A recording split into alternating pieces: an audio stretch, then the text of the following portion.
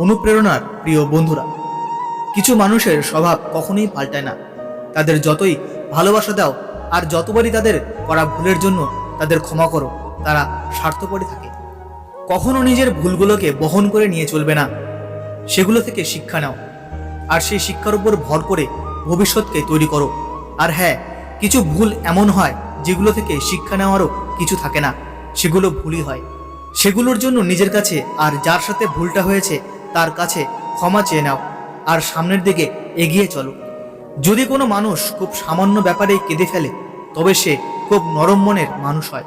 প্রতিটা মানুষের মধ্যেই কোনো না কোনো প্রতিভা থাকে, কিন্তু বেশিরভাগ ক্ষেত্রে অন্য কারো প্রতিভার সঙ্গে তুলনা করে কিংবা তার মতো হতে গিয়ে আমরা নিজের প্রতিভাকে হয় খুঁজতে চেষ্টা করি না, আর না হলে নিজের প্রতিভাকে নষ্ট করে ফেলি।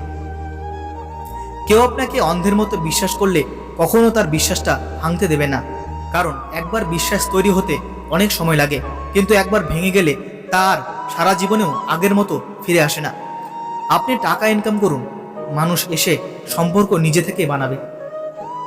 সেই সময়টা খুব কঠিন, যে সময় চোখের জল ফেলতে হয়, কিন্তু ওই সময়টা আরও অনেক বেশি কঠিন, যে সময় চোখের জল লুকিয়ে হাসতে হয়। সময় আর নিজের মানুষ যখন একসাথে আঘাত করে, তখন মানুষ বাইরে থেকে নয়, ভিতর থেকে পাথর হয়ে যায়।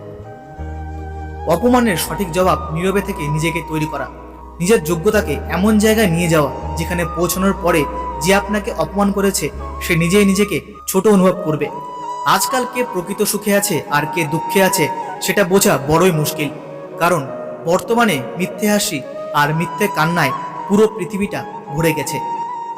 কিছু মানুষ আপনার জীবনে ঝড়ের গতিতে এসে সুনামির গতিতে চলে যাবে, কিন্তু এই আসা আর যাওয়ার মাঝে তারা যে ক্ষতিটা করে যাবে, সেই ক্ষতিপূরণ করতে আপনার সারাটা জীবন লেগে যাবে। জলে না নামলে যেমন সাঁতার শেখা যায় না, তেমনি জীবনে খারাপ সময় না আসলে মানুষও চেনা যায় না। কখনো অতীতকে ভুলে যাবেন না, কারণ অতীত হচ্ছে একজন মানুষের সব থেকে ভালো শিক্ষক।